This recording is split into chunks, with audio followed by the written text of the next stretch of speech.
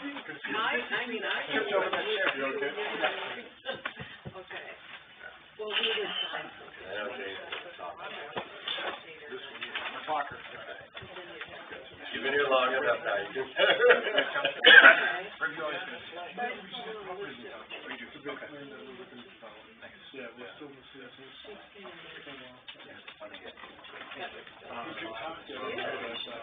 Filled off her sister, her sister. There. Yeah. How are you? It was supposed to be 10 minutes, and I was so nervous I talked. Oh, is it? Sure. Good. I'm excited about this presentation. No, wait, you were supposed to be, wait, you were short, you were supposed to be. I was a little bit shorter than Really? Wow. Never known. I'm glad you're here. There were some great speakers. Yeah, it was weird, but it was. Never Got a lot of good press, but yeah. Checked it out. Yeah. Obviously, checked it out. Checked out. Sinkhole. Oh, yeah, I drove that. Where's their thing? The Lakeshore Drive's coming. You know, so Philly Lab I did not know that. and I Really? think if I was asked to do it, they had great I did not know that. Oh. Looks like they've surveyed and they're gonna. But I don't know if the other speakers were all related to subjects in the yard. I did. So much for you, some of this sort of so I think it was a combination of all of it. Yeah, Kathleen Piggy, who I thought did a great job. I'm sure that she was the. It's great. She lives over on the other side. Yeah, there's no way he's jumping. So I'm assuming they have to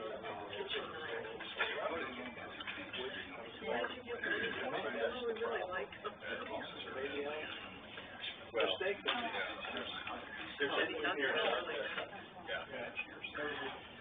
Yeah, I gotta go. It's 6 o'clock, and I'd like to call the Planning Commission work session to order. Roll call.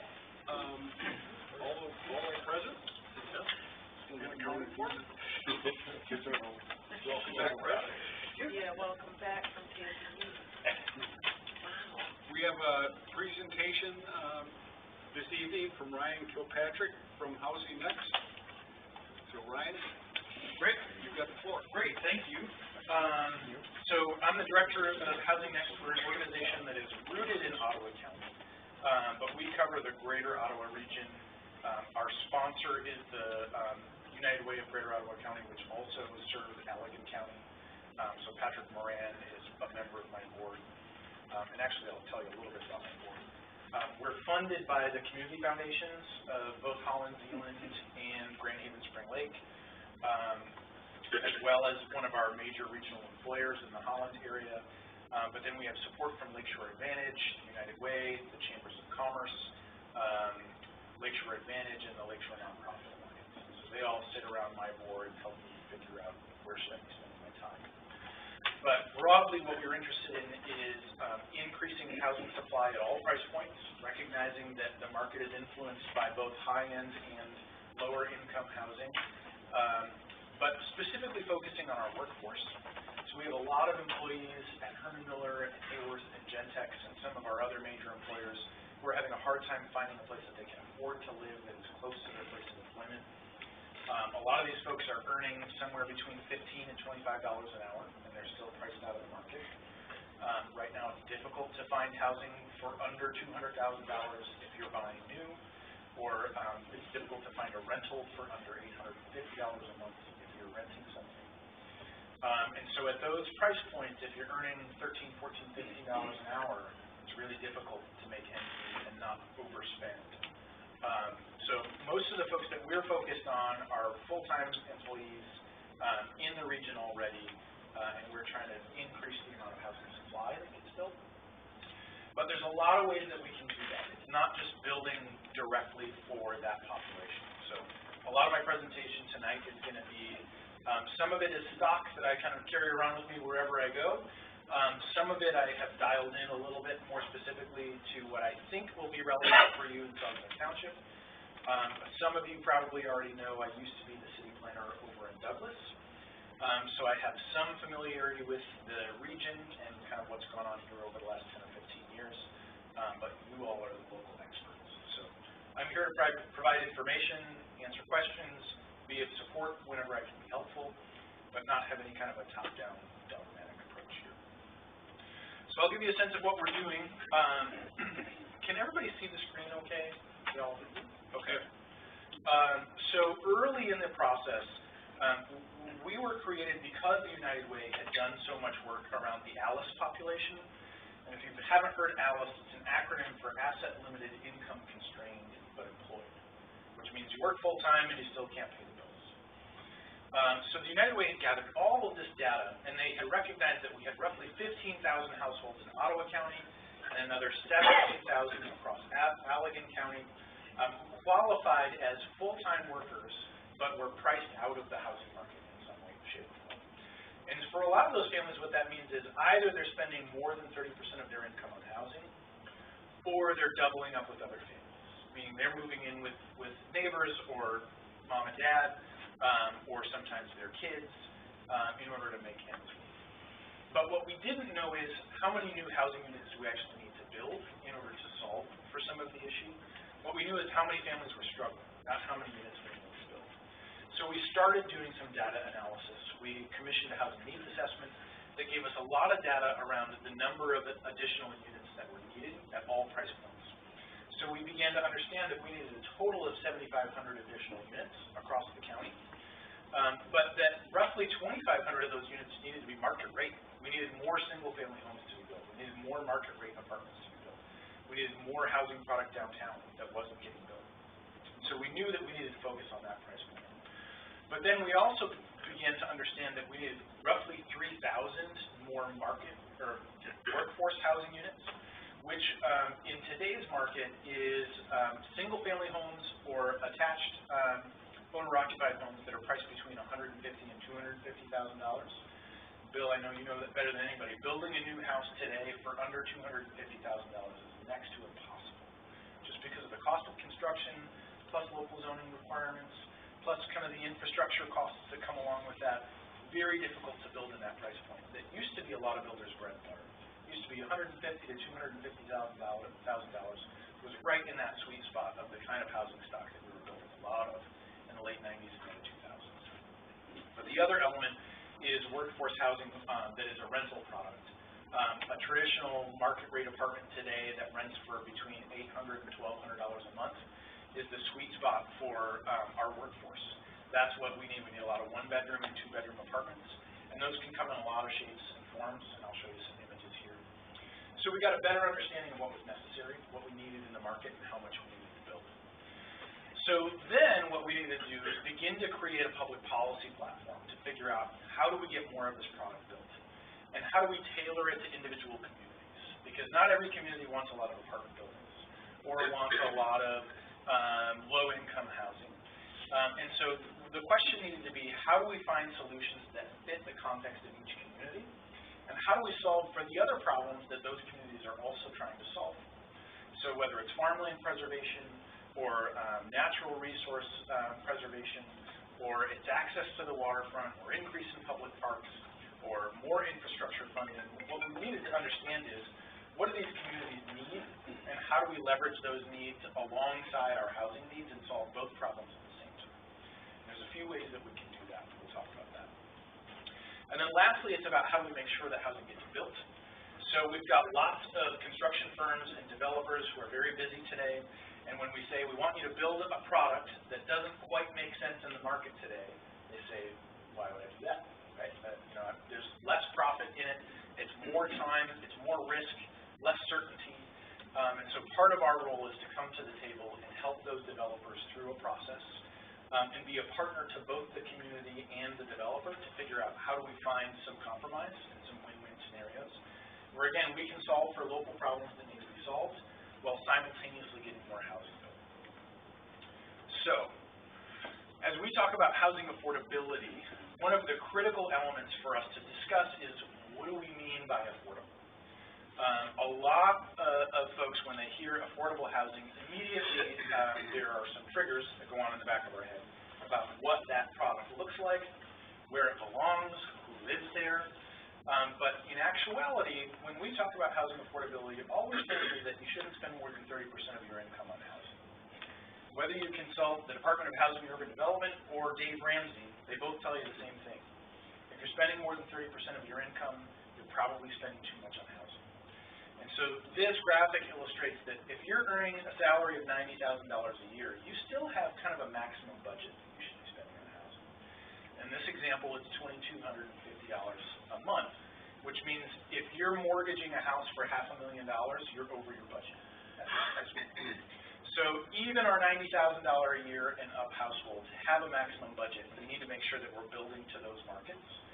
But simultaneously, we need to think about the folks who are running our bars and restaurants, the folks who are managing our tourist operations, the folks who are running retail establishments. They're earning incomes that are significantly less than $90,000 a year, but they also need a place to live that allows them to get to work on time and open the store. Now, is that $2,250 for a family earning $90,000? Is that your mortgage plus your utilities plus your taxes? Yes. Okay. Yes. Yeah. So what we would normally do is kind of, package all of those housing-related expenses together. Divided by 12. Yes, you got it. And in some cases, what we like to do is package the cost of housing and transportation into the same equation and then set your limit at 40%. So in certain markets where you have access to other mobility options like public transit or you can walk or bike to work, one of the things that we can do is reduce your transportation costs significantly. If you can get rid of one car in your family, you can typically reduce your monthly bills by $500 to $1,000. So oftentimes what that means is you can spend more on housing if you've got those other transportation options. In other communities, we don't quite have that level of ability to have those mobility options, and so we spend a little bit less time on it in those communities. But as you're thinking about land use decisions, where we can concentrate housing near to centers of employment, very oftentimes we can also reduce the cost of living by giving people other options to get back and forth to work or to school or to healthcare appointments and those kinds of things. So this is stolen directly from the Strong Towns blog. If anybody's been reading strongtowns.org, they've got some great, very fiscally conservative platform proposals for how do we deal with a lot of different issues that most communities deal with. And these are their 5 laws of affordable housing. And I have found these to be very true across West Michigan. First is that developers don't pay for any of the costs that get imposed to them. They're always passed on to the end customer, right? So 9 times out of 10, a developer has an investment group that says we want a return of X, and we want you to build a product toward that desired rate of return. And the developer has a percentage fee that they're going to take off the top. And those two things very rarely change as long as the product is successful. So if we add additional barriers, typically what happens is the end product becomes more expensive to the buyer or the renter. It's not a reduction in profits typically for the developer. 2, housing demand is regional. As much as local conditions impact your supply and demand, your demand is much more heavily influenced by regional factors, like major employers. I know we've got a lot of Herman Miller and Hayworth employees who live in the Saugatuck Douglas community. Same for Perigo. And so those are regional employers that are having an influence on our local housing market. If local zoning requires expensive housing, housing will be expensive. I'll give you a couple of examples of how local zoning can impact costs. But at the end of the day, your regulatory code really sets the framework for how much people are going to spend to build a house or to build a building generally. A lot of that cost is dictated by materials and labor and state building code, but typically somewhere between 15 and 20% of that cost is governed at the local level. You have the ability to adjust based on local priorities. 4, housing costs are less affordable if transportation costs are high. So again, this is that, do we couple those things together or not? If I can get to work without having to own a car, I can reduce my costs by at least $500 a month most of the time. And And then lastly, today's affordable housing is the last generation of luxury housing. Essentially what this means is older housing stock tends to be less expensive, especially when it hasn't been updated in a long time. And so to the extent that demand continues to grow and supply is not keeping pace, what we tend to do is say, well, let's build new housing that's affordable. Well, new construction tends to be the most expensive housing, right? If we're going to build it new, it's probably going to be one of the most expensive products on the market. So what we either need to do is subsidize that new housing or try to preserve that old housing to make sure it remains affordable to our workforce. And there are a lot of ways that we can do that. I can talk about any of those things if you would like. But it's important to recognize that in the market, the folks who are in the workforce tend to be in the market for older housing stock that has less improvements. And so newer housing stock, unless it's subsidized in some way, shape, or form, tends to be more expensive and for higher income folks. And traditionally, that's the way the market works. So these are all the ways that we're trying to influence the marketplace. Zoning flexibility, regional collaboration, private sector investment. Basically what that means is we've got lots of state and federal tools that can contribute towards housing solutions, but none of them are silver bullets, and a lot of them come with more red tape than they're worth in certain circumstances. So we don't want to focus all of our priorities around those limited set of tools at the state or federal level. We want to utilize those, but we really want to focus on the private sector. We want to find ways to make development profitable and community-oriented so that we can solve problems using the private sector. We've got a lot of great nonprofits in our community. We want to make sure that we're building their capacity to serve more families as often as possible. Public support for growing supply. This is critical. I know that you all know just as well as anybody, if not better, that if the public doesn't support it, it's very difficult to get done, even if it's the right thing to do. And so oftentimes what we need to do is be on the front lines and make sure that we're out advocating for what we think is appropriate, but doing that in partnership with our local communities, so that when folks come for your next public hearing, while you may still have a half dozen folks who are really upset about the proposal, we want to make sure that you've got 3 dozen folks who are really excited about the proposal and are willing to stand up in front of the microphone for 3 to 5 minutes and explain why they think it's a really good proposal. And so ensuring that we're building high quality product that meets the local master plan and doesn't require a lot of variances is critical, but also ensuring that we've got a broad base of support that wants to come out and advocate for those products is important. And then lastly, lean manufacturing and building at scale. Essentially, we've got a huge amount of our workforce is focused on really efficient production of widgets, right? Auto parts, furniture parts. West Michigan is known for lean manufacturing. And what we do is we build at the industrial scale. But we don't do that with housing. We typically build one house at a time, one wall at a time, and we do everything custom. And that tends to be much more expensive than building things in a production standpoint. So we've been partnering with Zeeland Lumber, with a handful of construction firms and architectural firms to figure out how do we panelize more often and build houses according to a certain specification so that we can replicate that model over and over and over again. So we don't have to redesign every house every time we build it. And we don't have to build new wall templates every time. And then we're also thinking about modular construction. So to the extent that we can build a modular unit in a factory, this is not a mobile unit or a manufactured unit, it's essentially a factory-built home that can be shipped to the site, but can be any shape, size, or form that you would like it to be. There is some efficiency there. There's not a ton of efficiency there yet, but we're working towards that. So, at any point, if either of you get bored or you have questions, feel free to interrupt me. The next thing that we wanted to do is really understand our market. And I'll go through a couple of slides that detail what our market looks like. But broadly, what we discovered, and frankly we're a little surprised by, is that more than 30% of our market is single adults with no kids living at home, and almost 70% of the market is adults with no children at home. So we'll talk a little bit about this, but very often what we think in our minds about when we're building new housing is single-family homes, 3 beds, 2 baths, sometimes 3 beds, 3 baths, for 2 adults, 2.5 kids, and a dog. But that's not the majority of our housing market today. Baby boomers and millennials are the two largest generations ever to be in the market for housing, and they happen to both be looking for new housing stock at the same time. And typically, baby boomers are looking to either downsize or just move into a new point in the market where they have less maintenance. So in some instances, they really do want to downsize. In other instances, they just want to get rid of maintenance but maintain their same quality of life, same amount of square footage. Millennials, on the other hand, are looking for walkable, amenity-rich neighborhoods. And so very often where we have those amenity-rich neighborhoods, these two generations are competing for the same amount of supply, but the baby boomer generation tends to be able to outcompete those millennials. They can bid up prices and pay a little bit more.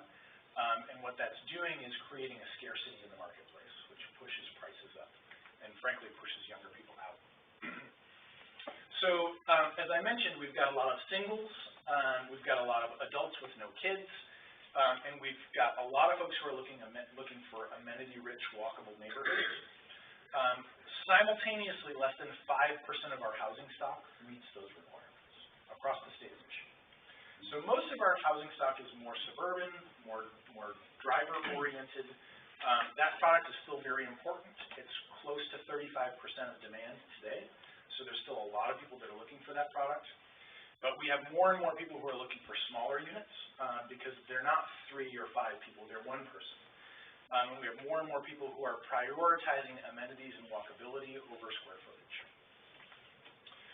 So this is that slide that shows you, and this is for Ottawa County, but frankly it's pretty similar for most of the state of Michigan. You see that big patch that's 69%. That's adults with no children living at home. So as we think about this, the more I kind of think about how to characterize this statistic. Many of us, and I'm in this point in my life right now, we go through about 15 years where we actually have kids living at home with us, and the rest of our lives, we don't have kids at home. And so very often we're designing all of our public policy around those families. We're investing in the public schools around those families. But roughly only 30% of us need that kind of single-family housing stock at any given point.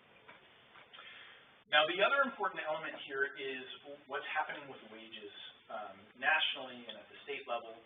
And what we know is that almost 2/3 of employees across the state of Michigan are earning less than $20 an hour. And so that puts your maximum rent or mortgage amount at about $1,100 a month if you're earning $20 an hour. And so that would mean at $1,100 a month, the most you could afford to spend on a house would be about $180,000, assuming that you're putting 10% down. So a $180,000 mortgage in some markets gets you a decent house, and other markets there's really no product to be found at that price point, especially when you're closer to the lakeshore. And so what we're finding is 60% of our market is getting priced out. And even if you're earning more than that, $25 or $35 an hour, you're still getting priced out of a lot of the marketplace. So this is the product, for the most part, in West Michigan that we're really catering most of our zoning ordinances to. And as I said, it's a really important element. It's roughly 35% of demand today. But it's also about 85% of the total housing stock across the state of Michigan and roughly across West Michigan. This is mostly what we're building today and mostly what we have built for the last 30 years. So it's still important, but not as important as the other types of housing that we'll talk a little bit more about. And you'll see that price point at $304,000, that's really kind of the low end of the market today. We're not seeing much in terms of new housing starts in the $250,000 to $285,000 price point anymore. We used to see a lot of stuff in the kind of $169,000 to $235,000 price range, and that's really just disappeared. It's very, very difficult for anybody to build at that price point anymore. So these are all examples of single-family owner-occupied housing options. They're also all examples of housing that is mostly illegal in the state of Michigan. Not because there's state legislation, but because we tend to have local zoning that prohibits attached party walls or smaller lot sizes or smaller square footage of the unit. And I'll talk about some of the zoning provisions that tend to get in the way. But these are highly in-demand housing options. These can be priced depending on the level of finish in that typically $185,000 to roughly $350,000 price point. So some of these, those cottages on the upper left-hand corner, consume a lot less real estate on a per unit basis. But those are going to be more highly amenitized. That tends to be for a 55 and over kind of a crowd, because those products will still come in at a price point at around $300,000. But they'll be able to share infrastructure on less land. And so that's a great product if you want to preserve more agriculture or open space for natural amenities and concentrate units on a smaller amount of land with less infrastructure costs. But then the townhouse products and the condominium products are great opportunities to build more single-family owner-occupied products in close proximity to local services and amenities. And there are a few ways to do that. I tend to talk about the ways that municipalities can support housing in 4 ways: plan, zone, invest, innovate. Depending on the context, sometimes invest and innovate are relevant and sometimes they're not. But planning and zoning is critical to setting the stage for new development to occur, and for that development to occur in a way that allows for housing at a multitude of price points. So we'll talk a little bit about these. Because you're the Planning Commission, I probably don't need to give you any more information about what that is, but these are the ways that we tend to define what planning is and what the responsibilities are. And essentially it's establishing a vision, expressing clear goals, identifying responsible parties for execution, and then providing a timeline to get things done. The next step, and this is where kind of the rubber hits the road, these are the teeth, is establishing that regulatory framework. Is we've set our vision and our goals and objectives. Now, what are the things we're actually going to implement and adopt in terms of ordinance that enforce those goals and objectives and make things a reality? So at the end of the day, what we're not anticipating is that we're going to have communities that say, we're going to set up a big public trust fund and build our own affordable housing. I don't see that happening very often in West Michigan. And so these are the biggest tools that you have in your tool belt to influence what kind of housing gets built. And these are kind of long game tools, right? We're not going to solve for affordability overnight. But what we can do is set up a regulatory environment that allows for the private sector to move into a space that, frankly, they've been priced out of for a long period of time. And again, that's the $150,000 to $250,000 price point for new single-family homes and below $1,200 a month for rental product. But what's critical here is thinking about building form and placement and use. We have a model that we have used for quite a long time across most of the state that requires large lot sizes, large road frontage, big, generous setbacks. And in some instances, that's really adding to our rural character. And in some instances, we're just spreading sprawl out farther. But we're still kind of bulldozing the meadow and tearing down all the trees and getting rid of all of that rural character that we really wanted to preserve. And so the question becomes, when you have that larger lot zoning, what is the intent of it? In some communities, it was quite specifically designed to exclude certain kinds of people from a community. And that goes all the way back to kind of Jim Crow 1960s. In other communities, it was a very legitimate attempt to preserve rural character, thinking, well, if we have 1 acre minimum lot sizes, that will preserve more of our farmland or more of our open spaces. But what tends to happen when you have those 1 acre minimum lot sizes is you just get bigger lawns, right? You don't have more trees or more wetlands. You have bigger lawns and kind of more chemicals that wind up in your river stream and out into the lakes. So the question becomes, how do we really begin to solve for the things that we want to solve for? And one of the things that we can do is look at those standards. So this is another zoning ordinance example. This isn't your zoning ordinance, but it is. I looked at some of the provisions in your ordinance, and this is comparable to one of your residential districts. So this is roughly a 1 acre minimum lot size with a 150-foot lot width requirement. Now what's important to recognize with that lot width requirement is, in part, these are designed to ensure that you've got an adequate amount of acreage to handle a septic system. And so where you're on well and septic, these are important standards to ensure you've got that large drain field.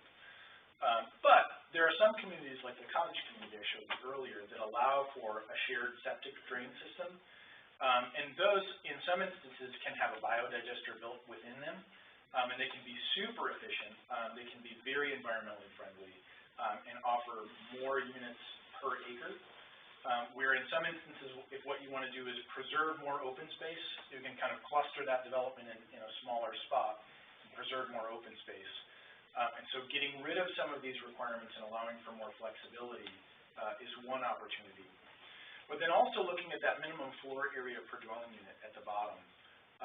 It's important to know that it costs about $200 a square foot to build a new residential building today. When you add in land and utilities, that cost can go up. It can be closer to $230 or $250. It's highly dependent on your level of finish. So if you're doing custom cabinetry and granite countertops and all of those things, the cost goes up. If you do kind of the Home Depot basic package, the cost begins to come down. But certain amount of square feet, certain number of beds and baths, if you're at 1,100 square feet at $200 a square foot, you're setting the floor at roughly $220,000. You're communicating to the market that a $220,000 house is the minimum cost that we should have, and that's assuming free land and no infrastructure expense. So once you install your well and you build your drain field and your septic system and you've paid for your land, that's how you get to $300,000 really quickly. So what we can do is start to think about whether that 1,100 square foot minimum makes a lot of sense for the community or whether we can play with that minimum standard in some circumstances. And I'll give you a couple of examples of opportunities to play with that. But the benefits there can mean that you're reducing your infrastructure costs. If you're allowing for more clustered development on smaller lot sizes, you can not only reduce your infrastructure costs, but create a greater sense of community within the neighborhood. Very often you get a higher taxable value per acre. As I mentioned, both millennials and baby boomers are looking for that sense of community, and it's an amenity that they'll pay for, so your taxable value can go up. Stronger connectivity to daily services and employment. This is one where when it's sited close to retail or restaurants or that kind of thing, it makes a lot of sense. If it's more out in a rural open space, you're not necessarily gaining that. But you can be much less land intensive, because as I mentioned, if you've got 150 feet of minimum frontage requirements, all that infrastructure needs to go in to serve that lot. So even if it's just paving the road, if you're paving 150 feet of road frontage versus 50 feet of road frontage, we've got 3 times the road expense on a per lot basis. But your taxable value doesn't change all that much, whether it's a 1 acre lot or a 1/10 of an acre lot. It's the house that adds the majority of that taxable value. So where you're able to cluster those units, you get quite a bit more taxable value per acre, and that means that you've got more taxable value per linear foot of infrastructure. So as you think about, and as the county thinks about, how do we pay for all of these paved roads, it's having those clustered developments that tends to make more sense.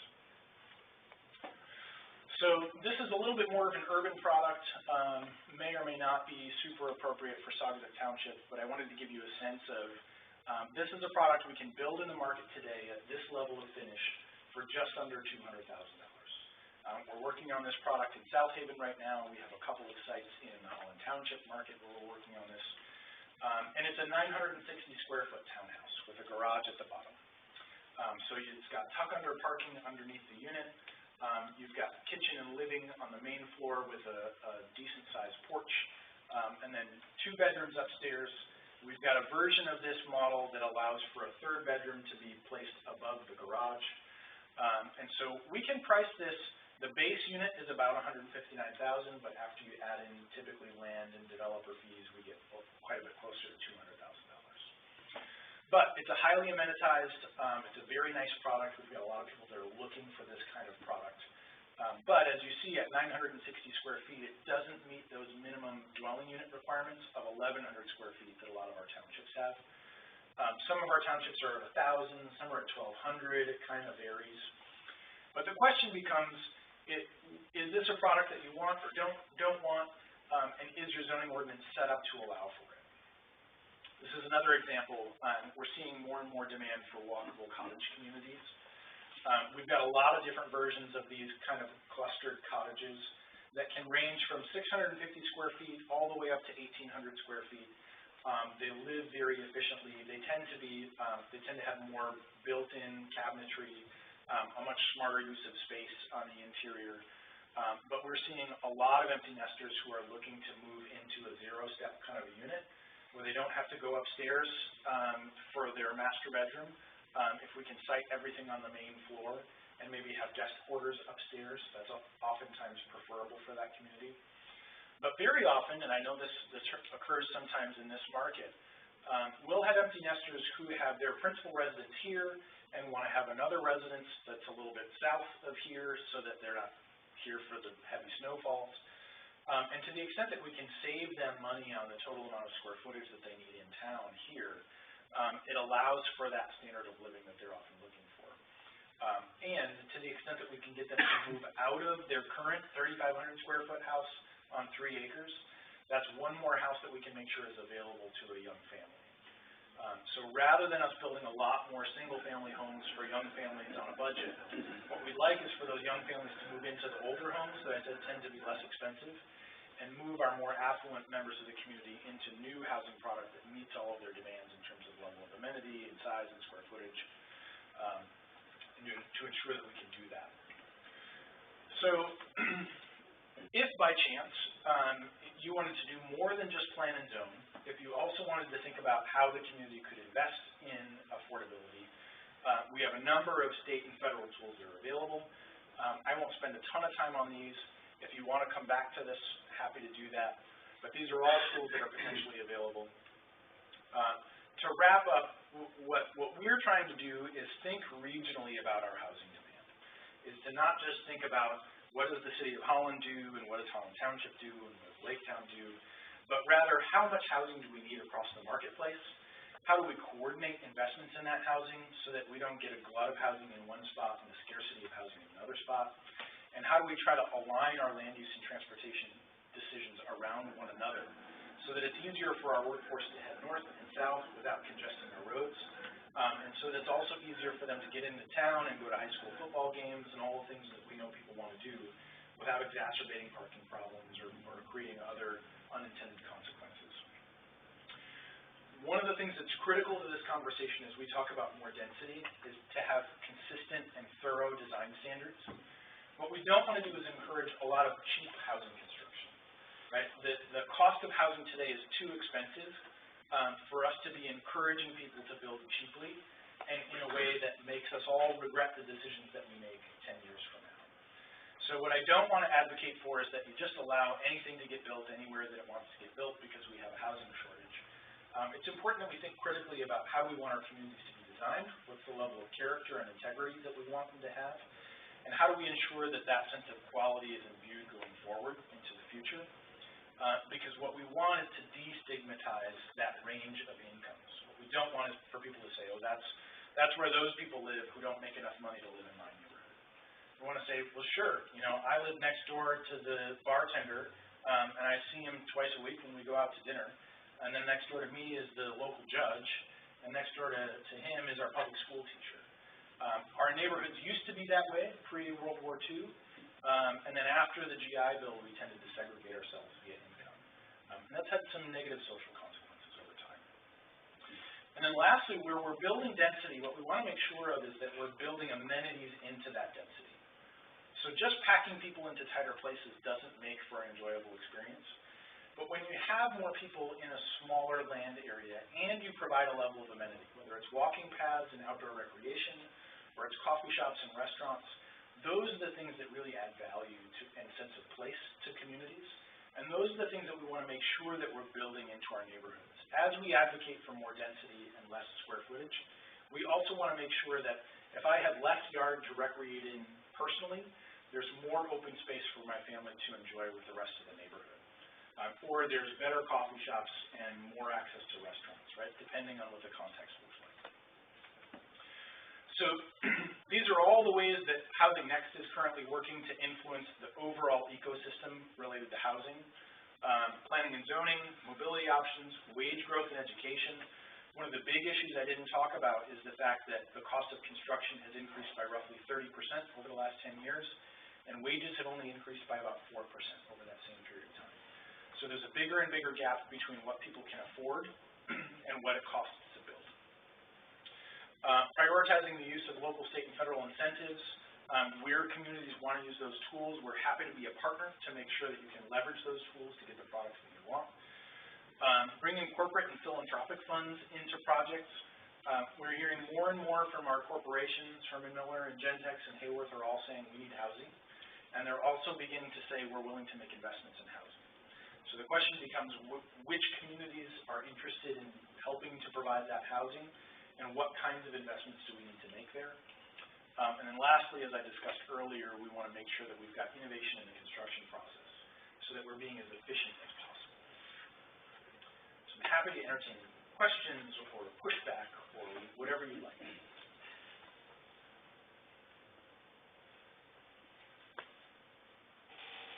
have a ton of questions. Just, we've been kind of discussing a little bit here about tiny houses. Yeah. And I know there's no exact definition of a tiny house, but can you talk a little bit about that and how you see that potentially fitting in? Sure. Okay. Yeah. Yeah, so there are a number of ways that tiny houses can work in a community. One of them is to allow them as an accessory dwelling unit on a property that has a principal dwelling unit already. It's important to kind of define what you mean by a tiny house. In some instances, they come on a trailer and they have wheels attached all the time, and you can kind of wheel it into your backyard. Some people will rent them out as Airbnb units. Some people will rent them out to a family member. Other people will drag them along to their hunting property 50 miles away and live in those instead of a cabin on site.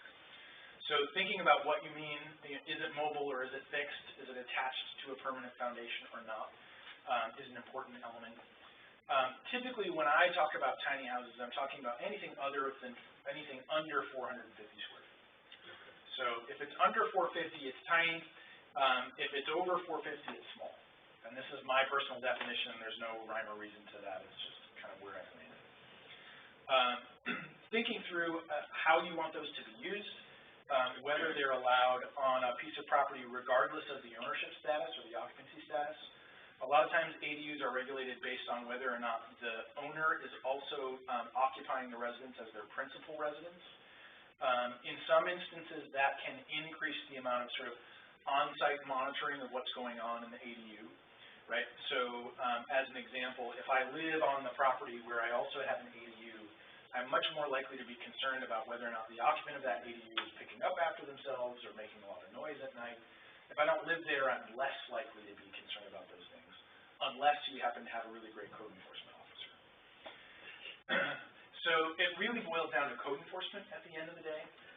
If you're good at code enforcement and responsive, you feel like, oh, there are consequences if I'm not being a respectful neighbor, there tends not to be a lot of issues with those. Now, there are a couple of things that are critical to keep in mind when you think about tiny houses. So, and here again, we're talking about houses under 450 square feet. There's not a huge market for tiny houses, but there is a segment of the population that loves them. So typically it's between 5 and 10% of the market would be very happy to occupy a tiny house, assuming that the price point is right for them. So for some people it's kind of an adventure, and it's like I'm going to do this for a year and it's kind of like a badge of honor to be able to live in one. For some people it's a price necessity. It's, I can afford 250 square feet, somebody was able to build one and I can live in it and rent it for $400 a month, and that meets my price point, and it's kind of like living on a boat. For those folks, it's a really important option to have available somewhere in the marketplace. What I think is extremely unique about the ability not only to do tiny houses, but also accessory dwelling units in general, is there are great opportunities in rural communities. Because very often, if you have an old barn or you have an old garage, it's possible to convert those accessory buildings into livable units, where you're taking advantage of an existing building. If it meets building code in terms of satisfying frost laws, and you can finish it out in a way that's efficient, very often we can take advantage of underutilized real estate. And where you've already got large lots, it's much less likely to be of any consequence to the next door neighbor, right? Because it tends to be sited of some distance away from the adjacent property. It's sometimes a different story when you've got really narrow lot sizes, if you've already got houses that are close together, and then you start packing more little houses in the backyard. Their neighbors tend to get a little bit more concerned. But on larger lots, oftentimes you don't even know if your neighbor has an ADU. So a long answer is think about how you want to define them, how you want to regulate them, and what your code enforcement looks like. And I think they can be a great option, but they're not a panacea, right? They serve a small segment of the market. question, like towards your front-loaded product that you were talking about earlier, I'm assuming that's garages in the back, you know, they're front-loaded. The only thing that I can think of really that's been in this area, and maybe I'm wrong, is this stuff on Wiley Road, like if you go west on Wiley. The Summer Grove? Summer Grove, that's what it's called, yep. I feel like, I don't know much about the community, so I don't mean to speak out of turn, but I seem thought that I'd heard that some of the amenities that they had offered, like over time, they kind of disappeared because they didn't work with the community. I don't know, and it seems like they're building the homes now, it's taken off, but I don't really know any kind of a mix or anything, or do you know how that fits in with what you're talking about or what's going on? Yeah, well, so amenities are important, but it's also important to tailor your amenities to your market, right? So I think with that product, if we're talking about the same one, they have a kind of a central common area with a clubhouse and a swimming pool. And I think that swimming pool wasn't getting used very often, but it tends to be a really expensive amenity to maintain. And so if you've got a clientele that doesn't really want to pay the condo fees associated with an amenity like that, but you've already built it, you're kind of stuck with it. So the question becomes, how do you program common space that allows for recreational use, that allows for community use, whether it's cookouts or gatherings or whatever it is, but that doesn't have a ton of maintenance expense associated with it, unless you've really confirmed that your target market wants that amenity. So you want to make sure that you're amenitizing in a way that's appropriate to your target market. And I think that one was one of the first, I think, in West Michigan to do that kind of rear-loaded garage where they have the big front porch. I've also heard that housing product and development in general had a bit too many stairs for their target market. Those porches tend to sit pretty high up. And a lot of their first buyers were 55 and older. And as those folks aged into their 70s, they started to realize, oh gosh, carrying groceries up, 8 or 9 stairs to get into my kitchen is a pain in the butt. So really it's about understanding the market and designing appropriately for them. Ron, can you talk more about, I don't know, give sort of a range of how Housing Next actually works with municipalities? Yeah. So we have partnered in a number of ways. The City of Holland really invited us in and said, help us look at all of our policies, our zoning ordinance, our incentives, everything we do, and help us think about how do we improve on it. So we help them to create an incentive policy document that prioritizes their use of brownfield TIF and tax abatements and all the rest. And then we also help them audit their zoning ordinance, and they chose to rewrite their zoning ordinance entirely. And they also went through a big waterfront planning and visioning process that we were a partner in, one of many partners. But then we've got other communities that will just call us in on a case-by-case basis and say, hey, we've got a development. We think it's kind of on the right track, but we're not so sure about it. We'd like your perspective. Are they doing all the things they should be doing? Are there ways that we can help influence the project to make it better? We can do that as well. If you've got a particular project that you'd like some consultancy on, we're paid for by the community foundation, so we're not going to charge a consulting fee. It's a matter of how do we ensure we're getting more product built, but it's getting built in a way that you're proud of at the end of the day, and that we can kind of put up on a poster and say we did something good, and we got more housing built. So to the extent we can ensure we're doing both of those things, we want to make sure we're doing that across the regional market. I just have a question about the workforce, because you said that Herman Miller, Paragon, other Hayworth manufacturing companies were seeking housing, and I was just wondering, so is there a trend now to hire more and use temps less in this area? Because that was those companies for years. They shifted right into hiring temps. Yeah. Most Michigan manufacturing did. Yeah. Yes, they're getting away from that. I can't speak for every company, but a lot of them, we're really trying to figure out, was the recovery from the recession real? Was it going to last? Were we about to dip into another recession? And we had a lot of HR managers that still got really nervous about over-hiring because of the heartache that they went through when they laid off 20% of their staff in 2008 and 2009. And so those temporary workforce opportunities were a great way to kind of test how many more employees can we add without actually adding them to the payroll, so that if a downturn occurs, we can let them go without having to think through unemployment benefits and everything that goes along with that. So we're getting to the point now where, yes, they're desperate to hire.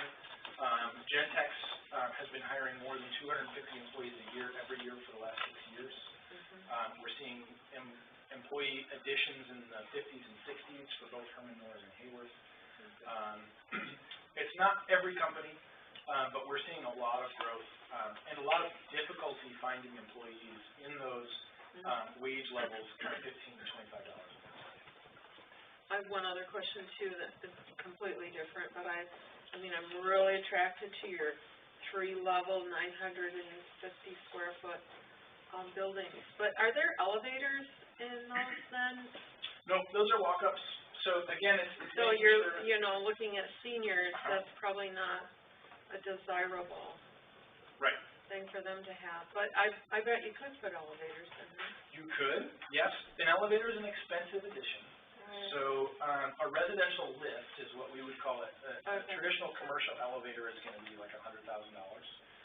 A residential lift can be priced around $25,000 or $30,000. They put them in that complex across from the old Parkway on Lake Macatawa. Oh yeah. Those have residential. Yes. And those are 3 stories. Yes. Well, and as you think about if there are areas of the community that are appropriate to have multifamily, those are great opportunities to build 3-story buildings of high architectural quality, high level of amenity, and where you've got an elevator in those buildings. They're great opportunities for condominium ownership. So they can be rentals, but they can also be owner-occupied as a condominium. So do you work with individuals too who would like to develop something? Okay. So will you give us your card too tonight before you go? And Lene knows how to find it. Okay. I do want one for sure. But yeah, in terms of developers, if a developer asks for my help, typically I'll want to first get an understanding of what they want to build and if it aligns with what we're trying to do. And then I immediately want to reach out to the local community to make sure that I'm not stepping on toes or getting in the way. We want to establish a partnership across the board and not pit developer against community or community against developer, but establish a productive relationship.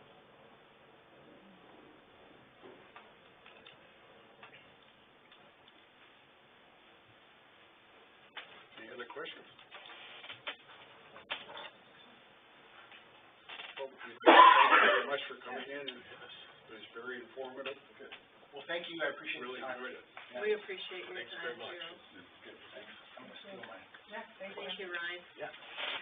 Mr. Malakas, how are you? Good. How are you? Good. Good to see you. Good to see you. I'm sorry I didn't get here earlier. I didn't pick up on the notice. How are things with you? Things are great.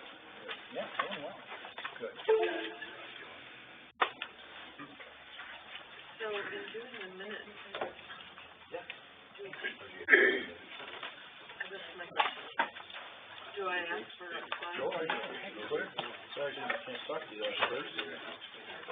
So I'm going to ask for my presentation. Thanks for coming. You got a great group of guys. Yeah. That was Well, they're talking guys.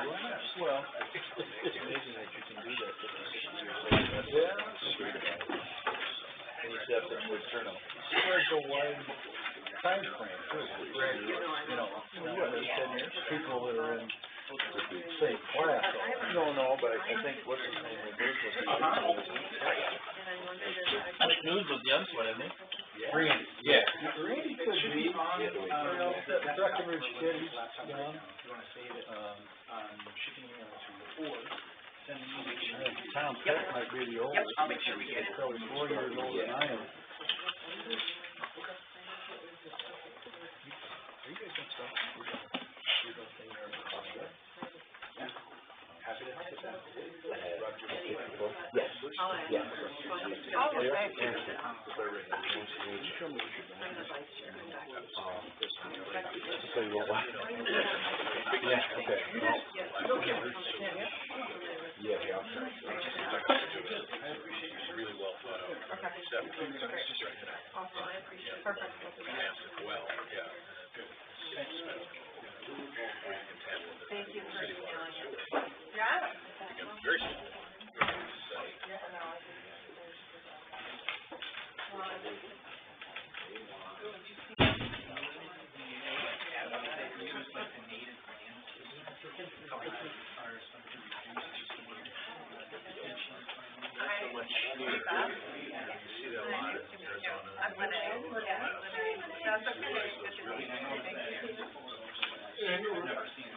I don't know where any of that Lene.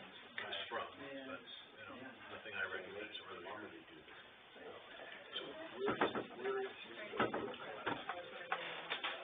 It would be like, If you went out center and south. Oh, okay. You can take them. And it's Down less. one lane, they got orange barrels out there. Oh, no. The road itself is not clear, but it's about 6 inches left, and it's gonna go. But Oh, no. with winter storms, like we had in '86. We're not into November yet. Right, yeah. Yeah, it really gets bad. Pretty bad. Yeah, that's my thought, this is Griffin, he's our contact. Yeah, I know a guy that actually gave the house back. Okay, yeah. He bought there, And then, and the bluff just, yeah, so collapsed. you'll sit there Back and. It's an online contract, we'll see if that goes. Oh, gosh. Whatever. I'm good, you're good. Oh, we're good, yeah, we're gonna be waterfront. I know.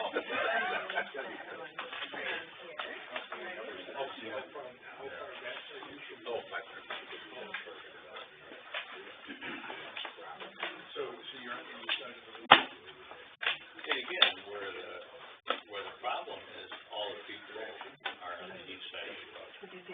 So, I mean, their only problem is the road people. Busy. How they Did you get my email yet? Did you see it today? No. So, and I think there's, 14 houses that would be. Tax bills at work, But still, pretty That's a expensive. lot of real estate.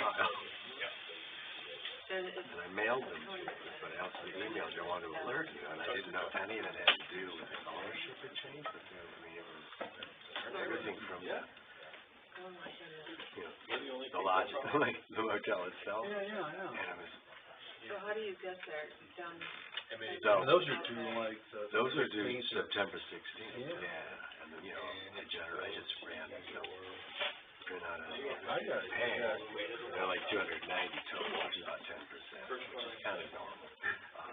But then I just, like I said, I wasn't sure if What they the should all hell still be happened in your with name, those should have all been paid. because most are made after the trust. Some There's- trust, And then there's some Lake Shore trust, some- separate, but I put them all together because I don't know. Yeah. So, They and usually then, pay that too, break it down into. yeah. Well, you're in town, that's good. So they went in, Yeah, well, yeah. they went in the mail today, so look for them, and if there's anything I can help with, sorting it out. Let me answer this. Yeah. We're late. I've never been late. And now you interest is your deal. right? But those that come up, well, the bills you get will show it. You'll see the difference. I was kind of startled, like, wait a minute. So I thought, like, sometimes people don't get their bills, or they lose it. Yeah. So take a look. Well, I don't know if you'll get them tomorrow or Wednesday. They went to the lake show. The box. Yeah. Yeah. PO boxes. So that's all good. Yeah. Yeah, so like I said, if you wanna come in. So I got it, well, But it's, I guess if the you new get a amounts, check, the you new gotta- amounts are gonna be in your mailing that's in. each one's individual, but Yeah, but the new amounts. the big ones are like, But I mean, I've got no sense in me looking at the, in the old bill. No. Because it's the new amount. sorry about that. I was- okay, Yeah, you don't have any, okay. I read them on old Friday. man, like, when does it trigger the penalty? How many days or whatever? What's the time frame? Technically, by law, it's the next day. Just, I can control that, like if it's within the month of September, I'm kind of lenient on that, but now it's beyond. If that was that, you Yeah. plan to stay? Hmm. You're planning on staying, right? No. Well, okay. Good. Well, I saw it, This I person can a little more taking detail. care of all that. What I is just this? don't. I was gonna mean, yeah, somebody to township. But I, Here, but. but I know that Down this here person on- is running through some red tape. what is it? You here at Cost Control? 'cause I hate, I would rather just throw you out. You know, that's why else would you? He's always welcome here. Yeah, you better, you know, the guys in blue over here, Andy, you know. Right now. But, you know, Building inspector? You mean down 130, across from the entrance to. Yeah, somebody asked me, I said, what's going on there? And I said, oh, you know, so I took a look. What is that? What is that? He's also the lead real estate. Okay, but where they're moving all that stuff, that's the development site? I mean, has there been a plan and everything? You guys have seen? I don't think we've seen the whole plan. Because there was no special use. No.